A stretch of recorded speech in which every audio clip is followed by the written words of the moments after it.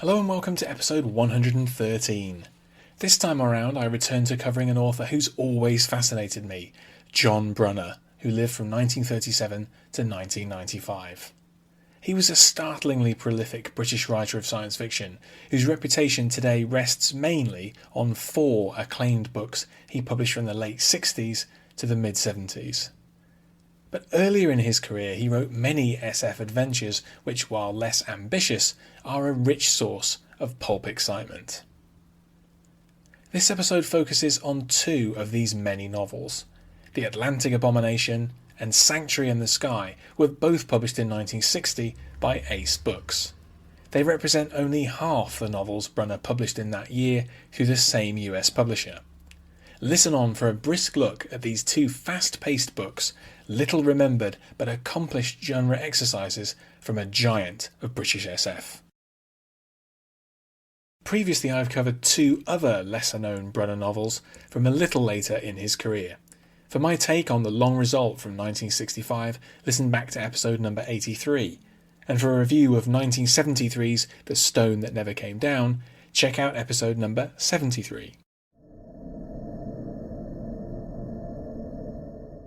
Today, John Brunner is best known for his 4 lengthy, unsettling and prophetic tract novels published between 1968 and 1975. These are written during a period where he consciously elevated his ambition and sought to grapple with the issues facing the world in the second half of the 20th century. The novels were critically successful. Most famously, the incredibly ambitious story of overpopulation, Stand on Zanzibar, made Brunner the first British winner of the Hugo Award for Best Novel. However, these novels were not lucrative, and they in no way made Brunner's fortune. But Brunner's work can't be reduced to just 4 novels. In his heyday in the 1960s and 1970s, he was extremely prolific. Notably, in the 6 years from 1959, he published a massive 27 novels through Ace Books alone. Many of these formed one half of the US publisher's famous Ace Doubles, which comprised 2 short novels printed back-to-back in the dos-a-dos or tape-besh format. In books like these, Brunner's works were paired with stories by authors like Poul Anderson, Philip K. Dick and Samuel R. Delany. This is a look at 2 of the 4 short novels which Brunner contributed to Ace Doubles during just 1 year, 1960. The Atlantic Abomination and Sanctuary in the Sky are described by the Science Fiction Encyclopedia as, quote, typical of the storytelling enjoyment he was able to create by applying to modest goals the formidable craft he had developed. First of all, The Atlantic Abomination from 1960, originally released as part of Ace Double D465 along with The Martian Missile by Donald A. Wollheim, who was writing as David Grinnell.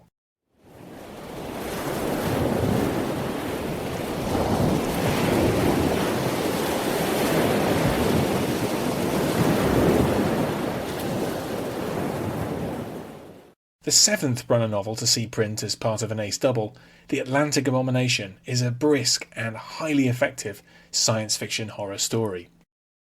It opens with a powerful prologue set 110,000 years ago. In this time period, the Earth is dominated by a race of aliens with immense psychic powers. Their abilities allow them to enslave the minds and bodies of the primitive humans of that time. With these armies of thralls, the aliens raise great cities and temples for their own grim edification. This alien heyday comes to a sudden end when the Earth undergoes a massive tectonic shift that the starfaring despots did not anticipate. The opening chapter follows one of their number, the cruel Ruag, as he seeks refuge from the cataclysm. He ruthlessly exploits and wastes the lives of his human slaves in a doomed bid to survive.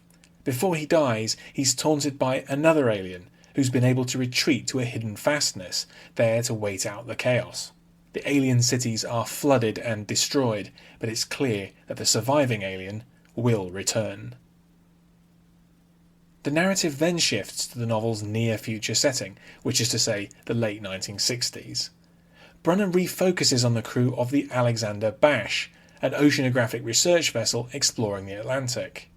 It's the support ship for a cutting-edge deep submergence vehicle used to plunge to the darkest depths. Here, Brunner deploys his hard SF credentials and research into deep-sea exploration. The mission is believable, and the super-bright nuclear fusion-powered lamp, which pierces the darkness, is an interesting invention. Inevitably, the crew of the Alexander Bash accidentally revive the surviving alien from his millennia of slumber, although they do not realise it at first. The psionic creature revives Luke, a diver the crew believe to have died in an underwater collapse, and compels him to effect a rescue using the DSV. Soon the alien has enslaved the 1,800 passengers of a nearby cruise ship and then set sail for the US mainland, bent on a new reign of terror. The Terror is aptly the title of the novel's second half. The unnamed alien sets up a base of operations in Jacksonville, Florida, where much of the remainder of the story is set. Brunner expertly crafts a horrifying atmosphere as the creature builds an army of slaves, lays waste to the city, and seizes control of a nearby missile base. Brunner hasn't the time or page count to develop his characters, but he executes a pulpy, fast-moving, and frightening SF horror story. The Atlantic Abomination is a great, fun read. Next, Sanctuary in the Sky, also from 1960, originally released as part of Ace Double D471 alongside The Secret Martians by Jack Sharkey.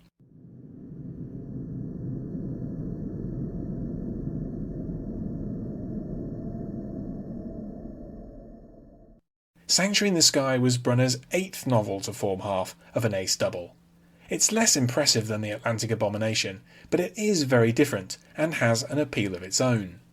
Compared with the relatively grounded setting of the earlier book, this one has a far-flung, interstellar approach.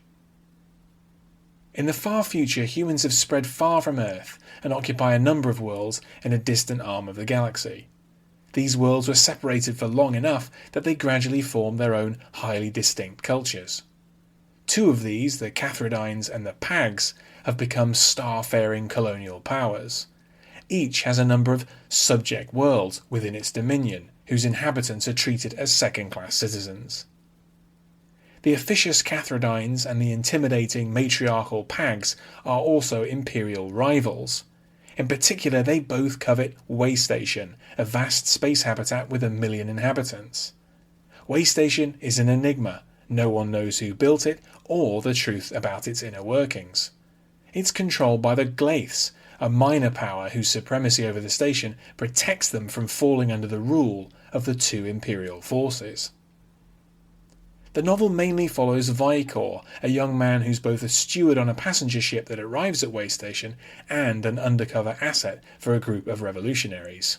Vicor becomes increasingly drawn into the effort to understand the station and potentially to control it.